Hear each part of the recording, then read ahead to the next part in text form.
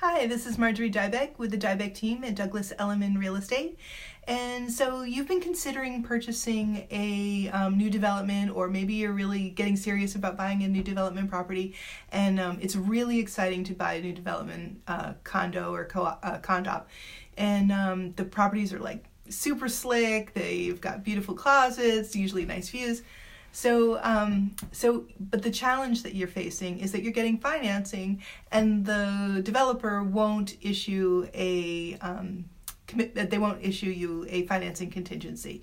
And so now you're putting out 10% or 15% as your deposit, and without a financing contingency, that's a really scary thing to do. So the workaround that exists with new development properties is that almost always the developer has a relationship with a lender. Sometimes it's the lender who actually helped them finance the actual construction of the building, so they know everything about the planning of this building, what's gone into construction, what the timeline looks like. And so usually those lenders are really comfortable making home loans in the building to the people that are going to buy units within the building. And so, and it doesn't always have to be a lender that had a relationship like that with the developer, but often it is. So anyway, the developer will develop a relationship with a lender, and that lender will become the preferred lender in the building. So let's say you're pre-approved with Wells Fargo, and the approved lender for the building is Citizens Bank. And you don't know anything about Citizens Bank. You've never had a bank account there. You don't know the lender from that bank that's the person that they're recommending to you. And now all of a sudden they say, we want you to be pre-approved from Citizens Bank.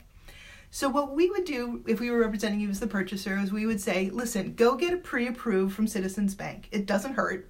Why not see what they have to offer, right? Get pre-approved, go through that process, and then once you're pre-approved, that bank knows that they will lend in the building based on the details regarding the building. They just want to check and make sure that they'll lend to you based on your credit worthiness. You're confident that you're good to go on your credit worthiness because you're already pre-approved with Wells Fargo, right? So you feel really comfortable that you're going to be able to get a loan with Citizens.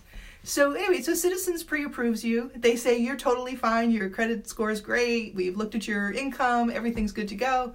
So they issue you a pre-approval letter from Citizens. The developer is really comfortable with that. They're willing to issue you a contract based on that because they know the Citizens will make the loan, and they know that your credit worthiness is good because their lender said so, Citizens said so. So the developer is totally fine with it.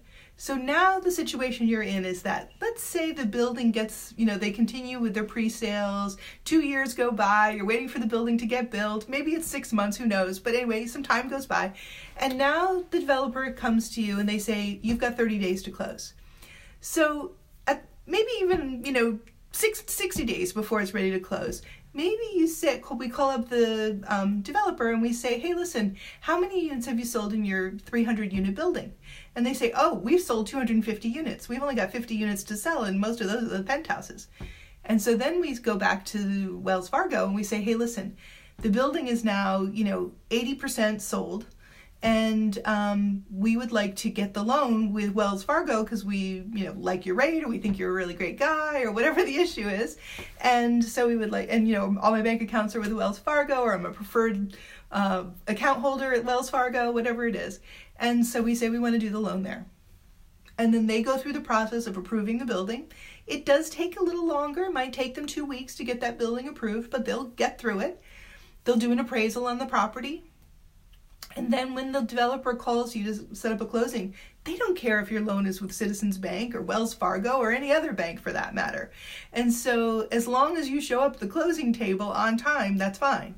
Now, if they are not 80% sold and you're not able to get your loan with Wells Fargo when the time comes for them to close your deal, you will be forced to go through with the loan with Citizens Bank. But in my experience, when they have a preferred lender, the rates are always quite competitive. It's not like you're going to suffer tremendously on rate. It does enable you to get that property closed.